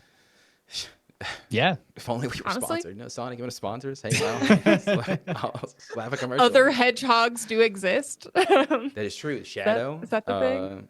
There's Amy? who? Oh yeah, Amy? the pink one. Tails. Is he Tails a hedgehog? No, he's a fox. I think there you go, Fox. There you go. I don't Knuckles know. is an echidna. Yes. But he's still a hedgehog, right? No. He's a He, kid. he does the whole roly thing. What is an echidna? Is that a real thing? I thought that was like a Yes. tribe of hedgehogs. That's the collective some- noun for a group of hedgehogs is an echidna. Honestly, I don't know. I kind didn't of like know an that armadillo. either of them were anythings. Yeah, so they Oh, probably it's- can roll up in a bowl as Yeah. well. Yeah. That's a hedgehog to me. Again, this is a callback to like those things that like, why do I know these things? I played Sonic. I was a Sega guy. I was a Genesis guy. So Okay. All right, Audra's got Ben Schwartz on her team. Okay, Matt, who you got for your second person? Look, I'm just gonna say John Cena. I think he's a weird guy. Okay. And I think Hell he, yeah, I think Such he a would weird I think he would guy. add a weird energy to the vibe. And obviously now I've set it up so that we've cast 3 men. So Audra, I'm hoping you're gonna save us here and not make us out to what most of our lineups end up being anyway. Oh yeah, I'll put one woman on there. Okay. You know, my Dolly job. Parton. My job. Oh, Ooh. honestly, That's a good pull. icon. Dolly would be great. Honestly, she's a fucking icon. Local icon for us. Yeah. Oh, Oh, hell of yeah. course. 45 minutes up the road is where she was born. So do you live yeah. close to Dollywood? Is Dollywood Yes, in we do. your Yes, neck of we the do. woods? Lovely stuff. 45 minutes away. Overrated. but it's fine. Incredible. Incredible. It's a fine place. It's okay. It looks pretty. See, that's the thing is Yeah. like when you live here, it's not the thing. Like it's cool. Yeah.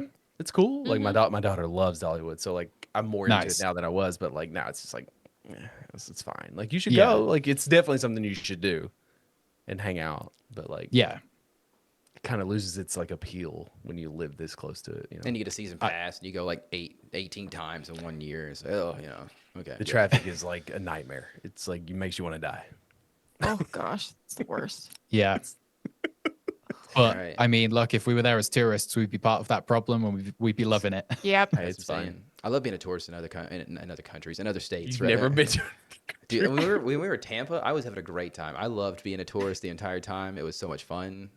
People know you're a tourist immediately, I'm sure. The lady at the museum, she pinned us immediately. She was like, yeah, these fucking idiots. When I go places, I try to act as if that I am not a tourist. Like if I gotta go in, I just go in as if I like not own the place, but like I've been there before. Where he just like fully leans into the touristy. Like there to I've be a never been here tourist." before. Look at me. I'm gonna vlog. I'm going to wear my Hawaiian shirt, and I'm going to vlog the entire experience. Hell yeah. That's great. I don't know how much time you have left, but I got a couple more things to discuss. Oh yeah. Yeah. Yeah, we're good for a Okay. bit more. All right. Yeah. Are you a jolly Christmas person, or are you more of a Scrooge Christmas person? I don't mean the movie. I mean like mindset. Like, Yeah, do you yeah, like yeah, Christmas or do you hate Christmas? I like Christmas. Yeah. I think it's a nice time to do nice things for other people in a society that doesn't encourage that constantly without people being like, that's weird. So I like it as a time to give gifts to people, write messages to people.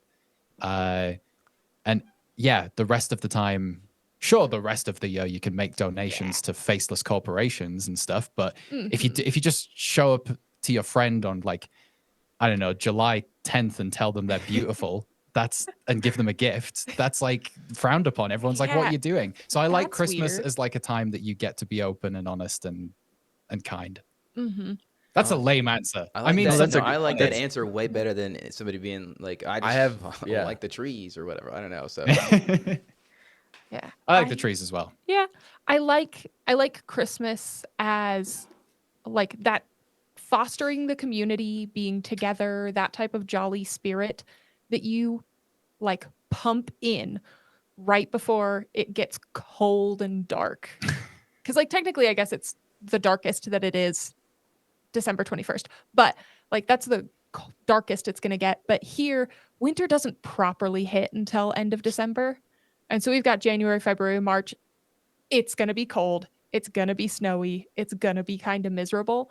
And so to like top load that with as much joy as humanly possible to try to like, because even it we out a spend little bit. like yep. January, February, most of March in Colorado is just like indoors playing video games, no chance, which is fun and it's good. Yes. But it also affects your mental health when you can't like go out for a walk and stuff like Yeah, that. this is So like seasonal. What is it? The term seasonal depression or whatever. So I don't Uh-huh. have that like bad. if But I don't you have sunshine. can go out for a walk I mean, in the snow. Listen, you're talking to somebody who loves the cold weather. I thrive in coldness and darkness, and I might be a vampire. Respect it. I respect it. I but- went to, so this picture is behind me. I went to Banff in March, and I've never, outside of like things that happen in life, like, you know, my daughter being born, getting married, like as far as like experiences, I have never been more at peace than I was when I was in Canada. It snowed every Nice. fucking day. It was tranquil. It was peaceful. Like it was like hands down one of my like favorite places ever. And it was just like, we don't get a lot of snow here, and like that's depressing. And so like the winter I love, and it makes me so happy. Ask Jacob. The summertime, I am a miserable human being. I am hot. We live How in the dare it be so sunny and beautiful out? I mean, well, we in Colorado have maybe. we have Fair. humidity that will fucking kill you. Sure. That's fair. You walk, 50 feet to the mailbox and you're drenched in sweat. It's Mm-hmm. awful, and like I overheat. And like every time I mow the yard in the summer, I feel like I'm gonna have a heat stroke because that's how hot it is. And I wear shorts when it's 20 degrees outside because I'm a hot natured person. I always have been. So like I thrive in the fall and the winter. But the caveat is I fucking hate Christmas. I hate it. Oh no. I hate it so if much. it wasn't for that little holiday, winter would be this perfect season for you, but that's the blemish. Now I do have a 7-year-old, so like we do the Santa, and like you find the joy and like the innocence of youth and all that sort of stuff. But, Yeah, like, yeah. I don't. Again, it's like I like your idea of what Christmas is supposed to be. It's unfortunate that is not what it actually is. It's all about capitalism and like commercialism and all these dirty words. Sure. But how would you approach? Because like you were talking about like in July 10th, just telling your friend that like, hey buddy, you look good today. Like, how do we move as a society to giving people their flowers while they're alive when like on random days? Because I feel like everyone would improve, like everyone's mental health is like being appreciated randomly. Yeah, well, you've got to catch everyone on a good day to make sure that they're not in a bad mood and then receiving a compliment and then they're like, what the fuck? Yeah, that feels weird. That's a weird mix of emotions for sure. So if we could guarantee that everyone's like feeling good about receiving that, I think the way to make it happen is to just do it. And I'm part of the problem because I tend to bottle it all up until Christmas time and then tell everyone how I feel. That's part of the problem.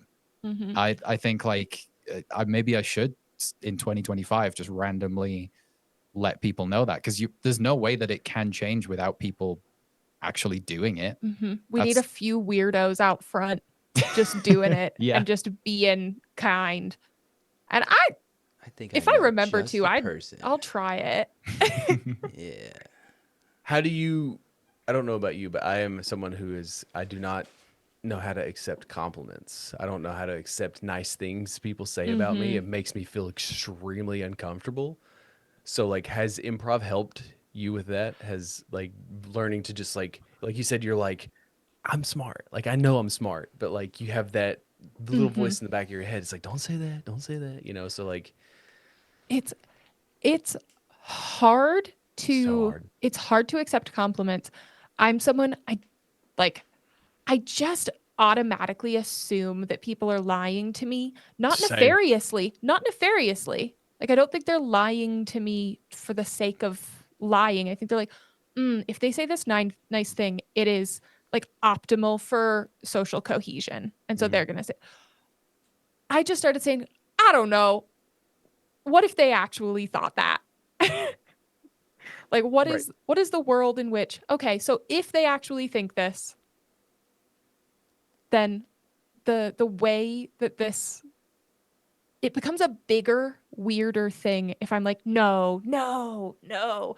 Then the compliment suddenly is now this could have been like a 3-second interaction, but because I'm fighting it, it's now 30 seconds of them continually putting this thing that I feel like uncomfortable with. And so I just say like, I'm going to choose to think that they think that I'm funny. I'm going to choose to think that they like the top that I have on. I'm going to be like, oh, thank you. And That's then, good. and then it's done. And then I started being more ready to believe at least small compliments. Mhm. Big ones, I'm still like, on our Christmas before our Christmas episode, people, because it's the holidays, we were saying nice things about each other. And I was like, I'm gonna cry. We gotta stop. We have gotta stop. We have a comedy podcast to record. But I think that like, how would I behave if this were true? Yeah. And then That's what I Mine stems from never being good enough as a child. Nothing, no matter what I did, I Damn, was dude. like, well, I'm just being honest. It's no, like I if mean, I played that hits sport, me hard. That's nice. if I played sports and I scored, 12 points in a basketball game, it's, well, you could have made your free throws and had 16. If I got all A's and a B, it's like, well, you should have all A's. It's like I just was not berated, but like for years, there was nothing that I ever did was ever good enough. So like, I just sort of like adapted that to where like. And I have a little bit of that too, where I just genuinely assume that people are full of shit, or that someone wants something when they tell me that, or like I had to learn when I did my comic book, because it's weird too, because like you're gonna have your people, your friends, like Jakub, he's gonna gas you up, he's gonna tell you like, dude, this book is great, this good book is great. All your friends are gonna help you and support you, but it's like it's not that what they say falls on deaf ears. It's more of like it's deflection for me, or like I'll just like no sell it, but yeah, okay, whatever, and like I'll just like change the subject. But it's like when random people who do not know me are like I was at the comic shop the other day and someone was like, I read your book, dude. Like, you're a really good writer. And I'm just like, no, thank you. And just like, I was just like, can we change? Like, I don't know. It just made me feel so uncomfortable. But I'm like you though, Audra. I know what I'm doing is good. Like, you know what I'm saying? Like, I know. and it's a weird thing. It's like a weird dichotomy of being like, I know this is good. And how do I accept that I think this is good and also let other people think that this is good Right. without being like, I know you it. like, yeah. Or I honestly think I'm like, for certain things, I'm like, I think this is funny, but I have pretty shit taste. So what is your problem? That's like my whole existence right there. It's I've been trying to do it recently, like with our podcast, like because I'm always up until like this year, pretty much. It's just like I've always seen like not that what we put together isn't a good product, but it's always been hard for me to like accept that like I think genuinely speaking like we are pretty funny. Like I think that our podcast is pretty well put together. Like yes, our first episodes are rough. Obviously, I think everybody starts out very rough with their podcasting. Oh yeah. But it's like this. I've been trying to get more positive about it. I mean, like no, I think that, like if I'm gonna be promoting it to people or whatever, like I should be more like yeah, I got open about it. Like hey. I got this podcast, I guess. I don't know what I got to be proud of, but it's like, there I go again, like a lot of that is the art of the conversation too, because like when we first started doing it, like you wouldn't tell anybody because it's like, how do you bring up that you do a podcast and conversation? It's just like, hi, I have a podcast. Like you don't lead I with tried that. to bring up the fact that you had a comic book and you saw how well that went. It went Oh, I saw it dude. firsthand, and it was so funny. We're standing in line at this concert, and like he's just like he like speaking as if I'm not there, and he was trying to tell this person in line about his buddy who had a comic book on Fund My Comic, and like the real life struggle that I saw him trying to promote it. Yeah. And I was just like, and he was just like, how would you describe it? And I'm like, how would I describe it? I don't know. And I was just like, real simple. I was like, what's a cyborg polar bear? Didn't help that the guy knows all that. He didn't yes and me whatsoever. Yeah, he was Yeah, like, boo. he's like, I have Spider-Man comic books that I've never read, and it's like, okay, like, but again, you also need to know when to like pull back. You don't keep, that's why I would be I'd be a terrible car salesman, because I'm like, you either want it or you don't. Yeah. You lead a horse to water, but like you can't make him drink. Yeah, for sure. Yeah, The promoting is tough. Oh god. The big debate around Christmas is obviously is Die Hard a Christmas movie? And like, we're not gonna get into it specifically because ultimately it's like pineapples on pizza. I don't give a shit. I think we've whatever talked you about it do. too before. Like, it's But like, what? This is genuinely my theoretical physics joke in my stand-up set. Is Die Hard a Christmas movie? oh man, And The joke is, and it's okay. Please, people still think that I'm funny. Explaining a joke it's makes it not funny. But okay. basically, Well, I mean, the sometimes. joke, the premise is that Die Hard is Schrodinger's Christmas movie. okay, And then the add-on to the joke is because that only ever gets half of a laugh because only a certain percentage of the room understands Schrodinger's cat as like a quantum state of being and not being. And so I say that I think that this is Schrodinger's Christmas movie, and then a shitty laugh. And then I'm like, I love this joke because within the confines of this space, there are people who got the joke and thought it was funny, didn't get the joke, and therefore it wasn't funny, making it simultaneously in a quantum state of being my worst joke, but the best theoretical physics I've ever done. I like Great, it. It's honestly. very good. But I do feel that way. It came out of the thing of you can't know if Die Hard is a Christmas movie until you watch Die Hard and decide in your spirit if it is a Christmas movie. And then that is truth. But that doesn't mean that it is truth to every observer. That's I think that ultimately it's like what I get to, like, because I know that like this our whole thing is like that I'm a contrarian and like have to go against the grain or whatever on things, but it's like at the end of the day it's just one of those things where I was like, it doesn't fucking matter. It doesn't matter. Is it a Christmas movie? I don't care. It's a movie. Yeah. Do you think it's a Christmas movie? Okay, cool. That's great. That's awesome. I'm glad that you do it. Should it, like, it ultimately boils down, is Christmas part of the plot versus Christmas is the setting? Like, how important is the Christmas setting to the plot? I don't know. I'm going to go one further and say that it's all about the setting of you on the. Is it the Christmas period, and are you watching that movie? Congratulations, Raiders of the Lost Ark is a Christmas movie because you're Lord of the watching Rings, it. like Lord of the Rings is a Christmas movie. Yeah, it's a Christmas movie. Like, and I think that too is it like came out in December, and B, I always want to watch it in December. And it's like I think even the parameters that you're setting like then can change whether or not it's a Christmas movie. So it's like Then everything's a Christmas movie. At the end of the day, it's one of those things where it's like it doesn't matter if it's a Christmas movie or not. Like if it matters to you. Like do you think are we having this conversation about whether or not it's a Christmas movie because you want to argue about something or have a fun debate about something? Like, is it ultimately, let's get down to like the psychological point of it. Like, why are we having this conversation in the first place? Like, what do you want me to do here? You know, what do you want me to do with my hands? I don't know. It's, it's the thing of like, it's why I went to Schrodinger's cat with it, like uncertainty principles, theoretical physics, like an uncertainty principle. And the vague terms around it is that the properties of something change once it is observed. Right. Dude, And Schrodinger's change. cat's, like so crazy to me. Like, I know, right? It's basically theoretical physics, like physicists just being like, what is this concept of not knowing? I have to think about this as hard as I can and give it a theorem so that they don't pull my funding. And include a cat because people like and cats. dude just kills a cat and throws it in a box. Like, is this cat alive or dead? It's an experiment. It's not animal abuse. It's an experiment. Did I I don't just know. kill the It's the cat? 70s. It's the 70s. No one gives a shit what scientists do. Yeah. I don't know when Schrodinger's cat was. I don't know. It's probably- History isn't my thing. I'll go with the 70s. That sounds about right. When Yeah, did, it can't be. Thank you. when did Thomas Edison electrocute the elephant? I don't know. You know? Exactly. Oh, When did yeah. they Or do was that? it Thomas Jefferson? Who did the light bulb thing? Edison. Okay, who did the AC/DC thing? I think that was the band. Yes. Tesla? I said Tesla. Right? Tesla. It was okay. No, Tesla was. Edison didn't invent the light bulb, But Tesla was about DC. right? He was the first one to the patent office. Yeah, dude stole like a bunch of inventions. He's a piece Right? of shit. Is that true? Oh, Thomas Edison? Yeah. So, Yeah. yeah. He was he stole the patent. Yeah. Okay. He did, and he tried, like, most of the patents that he has were just, he hired inventors and paid them, and then was like, quarter. okay, you invented something. This is mine mine. now. Yeah. I'm pretty sure he tried to hire George Washington Carver. Okay, but it was him. he Yeah, it was like, him nah. and Nikola Tesla. They were together. Yeah. Tesla's AC power.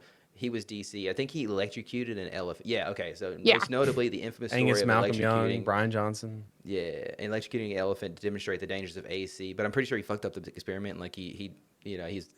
I looked up Thomas Edison, bad guy? Question mark. And then so. I hope Yeah. this all isn't on the citizenship test because this is all Hey. brand new to me. If it's not, I hope that Should it is. one Technically, day. they were Yeah. your people, right? Yeah, I think so. That's- I reckon probably.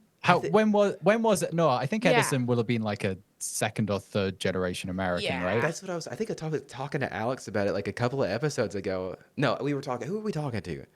About I don't remember who we were talking to about it, but we were discussing the fact that like they were like technically speaking early on, like everybody here in America, like the Pilgrims or whatever, they're all just British people. Like there's like Yeah. British guys hanging out or whatever. So it's wild, you know. Do you mean that like people came over and they stole the land from the people that were already here? Dude, shut up.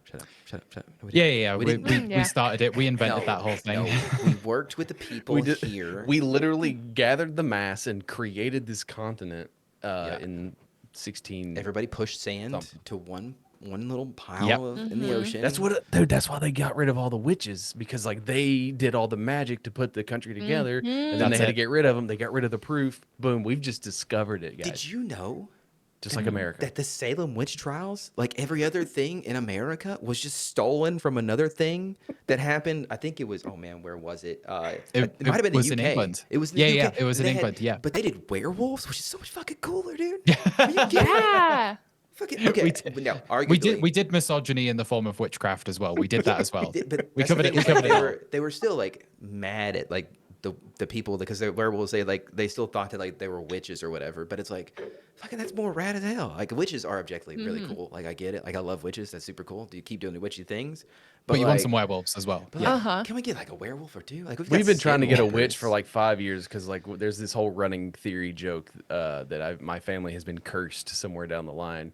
Like I have one of these weird things where it's like in a vacuum it sounds just like I'm complaining, but like I have these little things, like nothing like devastating happens, but like every time something happens, like I set out to do something happens, like this little inconvenience, and like over time, like now it's just a running joke on the podcast. I mean, we're like 280 some episodes in. It's just like, oh, like what went wrong with the thing that you were gonna do? Like nothing ever just goes smoothly. Obviously, that's just like live and how it happens, but it's just become a thing.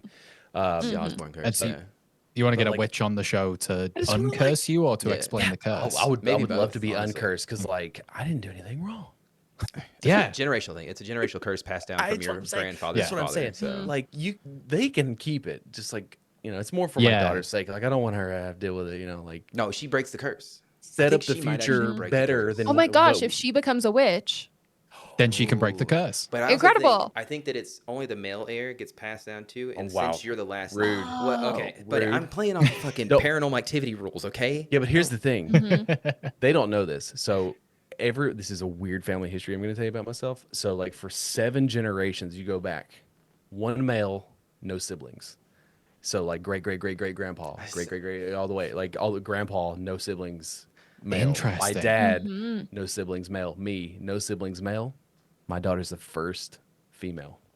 That I feel like there's some power in that in Right? of itself. I feel like that's a cycle broken. Uh-huh. Even I hope without so. you could just be an average dad and you could break your family's cycle. You don't even have to be amazing and Yeah. you can break your family's I cycle. still have this fan fiction theory in my head that he had a sibling at one point because he talks about it like in an early episode. He had a bunk bed as a kid.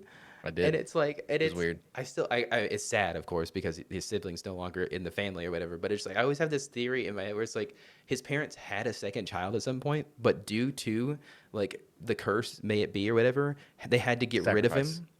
Sacrifice. Be it sacrifice, maybe adoption, because they didn't want them to be sacrificed. They like pawned him off on another family. So it's really like it is like a paranormal activity situation where you got the third movie, the cursed ones, and his brother that he doesn't know that they're brothers. He's off doing his own thing in his old parallel universe or whatever, and like has these bad things happen to him. He can't figure it out. And it's this really cool fan fiction moment where like they come together at some point to solve like what's going on. It's a beautiful movie. and then honestly. also just crimes after that. Once they've Yeah. solved their own things, they solve crimes together. That's Oh, honestly that's a good incredible. plot twist. I like that M. Night You were Shyamalan talking plot twist about in the end, I so. only have to be a good dad to like break the Yeah, curse, yeah, but like the bar is so low based on like. Well, there you go. But Easy. anyways, we Easy could talk. curse to beat. Yeah, Oh my we gosh, I could don't mean talk to- all yeah, I don't mean to day, keep you all day, but sorry. it's a little late for us on this side of the coast. Oh yeah. Of course, yeah. So throw out all of your things that you're promoting, that you're doing, your socials, all those sort of things. Yeah, I suppose the main thing is listen to Gateleapers, the podcast. It's a fandom game show podcast. We play games, some trivia, some improv. It's a themed pub quiz, a themed bar trivia night with a different theme each episode, and we play it for laughs. So we are at Gateleapers Pod on Instagram. That's like the main social media we use to post clips and stuff. Patreon.com/Gateleapers. If you want to just broadly check out most things we do, there's like a free tier there to just see the things and listen to the regular audio episodes. And then just find us on any podcast platform. Gateleapers. It's like gatekeepers, like things that exist in fandoms, but we leap over them into all the different fandoms. It's a pun Yes. title that we came up with 4 years ago. I dig it. I dig it. And it is. I have been listening recently, and it's an incredibly fun time. You slap it on there. How would you gonna be know? laughing because I have been listening to it. I just said. Oh, thanks. It's a great Thank time. you. Honestly, I've enjoyed listening. So Well, and with that, we normally just like Sopranos it sometimes. We'll cut it off. Yeah. I'll allow you. That sounds wrong. That sounds like I'm a. yeah, No, this is your space. Allow it. Yeah. you're Allow us to do welcome it. to Create the close out spaces you see fit. get out No, of here. it's like- This has been so much fun. Thank you so Yes, much for thank having you us on. so much Absolutely. Thank you, for guys. coming on and hanging out with us for a little bit. So, Absolutely. I guess until next time. Yeah.